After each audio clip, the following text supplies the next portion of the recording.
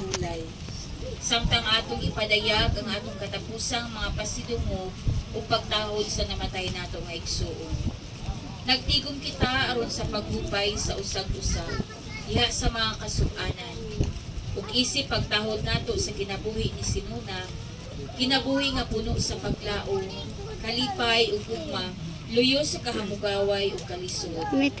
Mao kini ang pamaagi nga atong mahimduman si Sinuna diha sa iyang pagkinabuhi, nga nahimo siyang panig-ingnan sa matag usa nga iyang nahimamat diha sa buhat sa gugma. Ug ang paghalad sa atong kaugalingon, mao kini ang matuod nga pagpasidungog sa Dios. Sinuna, isip pagpasidungog namo sa imong handumanan, ug gugma nga dili namo makalimtan, kami maghalad og pag-ampo alang sa imong anak. Palihog manindog ang tanan. Sa ngalan, samahan, sa anak, ug sa Espiritu Santo. Amen. Ginoong Dios, among giila ang imong presensya karon, ug maghari ka sa imong trono karong hapuna, uban sa mga higala ug pamilya ni Sinuna. Aniya kami tungod kay gihigugma namo siya, ubot namong handumon ang among mga kaagi uban niya. Amo siyang ihala diha kanimo Dios, nga unta makapuyo siya daha sa imong gingharian. Salamat o Dios sa imong paghatag ni Sinuna diri kanamo, sa imong pag-umol, pag-ila o pag-uban kaniya sulod sa mga katuigan sa iyang kinabuhi. Ug kami nagasalig nga siya ana-ana karon sa imong kiliran. Salamat nga ikaw sa Dios sa kaluoy, nga nagasaad nga muhupay kanamo sa among kagulanan. Busa, niining higayon na karon, manghinaot kami nga ikaw manginlabot sa matagusa, nga muhupay sa mga kasing-kasing, nga nibati sa kamingaw ni Sinuna. Kini among gipangayo sa pangalan ni Jesus. Amen. Palihog manglingkod.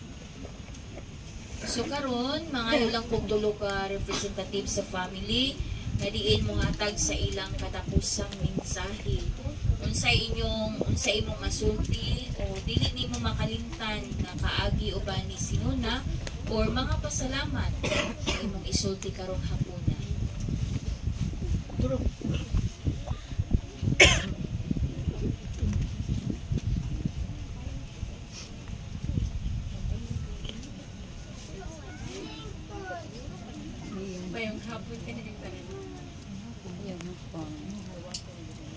Today, I'm standing here, not just to say goodbye, but to honor someone who has been one of the most important person in my life. Auntie Noni. Losing her feels like losing a part of my life. A piece of my heart that I don't know how to live without. Auntie Noni wasn't just a family by blood, but she was my second mother. She loved me like her own. And I could tell her anything, and did. She knew my fears, my dreams, and my struggles, and my joys. She never judged me. She listened, and she understood, and somehow always knew the right thing to say. Even it was just a warm silence or a hug.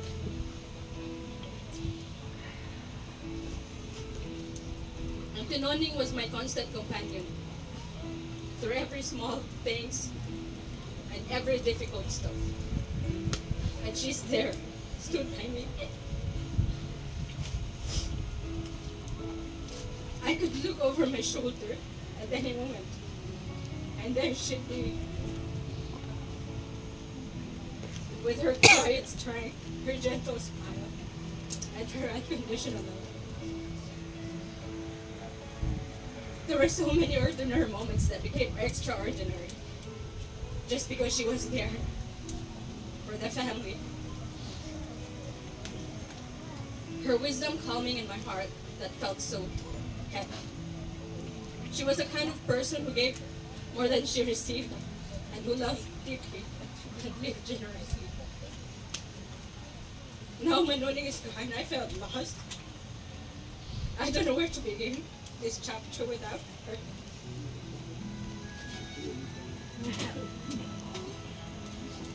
The silence feels so loud. The days feel so unfamiliar. But even as I grieve, I know her love didn't leave with her. And it's here with me, all of us. I know that she's always been with us.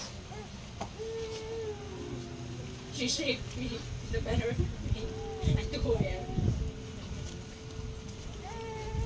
She taught a lot of stuff, how to be kind, how to be strong. Even in her last word saying, "Laban lang."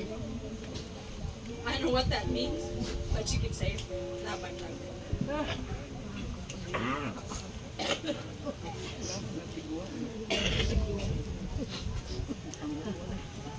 So even though I can't talk to her anymore the way I used to, I will carry her voice in my heart. And I will live in a way that would make her proud. I will remember her in her laughter, in love and little things. To my dear Auntie Noni, thank you for being my second. And I will miss you every single day. But I promise, your memory will never fade. I love you always and forever. Rest now in peace and love.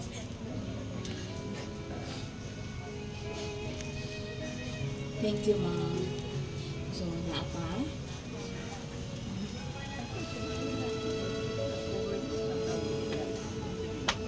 Ayaw po, pag nagbilang, uy, magkilak na tag-ampil lagi. Ano ba tayo mag-bisita, tapos layo? Magkilak ni doon si Joy, di na ni katutos daan, niya, kaya huwag mataginilak, ani. Okay, may gabi, may kuto na atong tanan. Pasalamat ni, in behalf sa family, nga.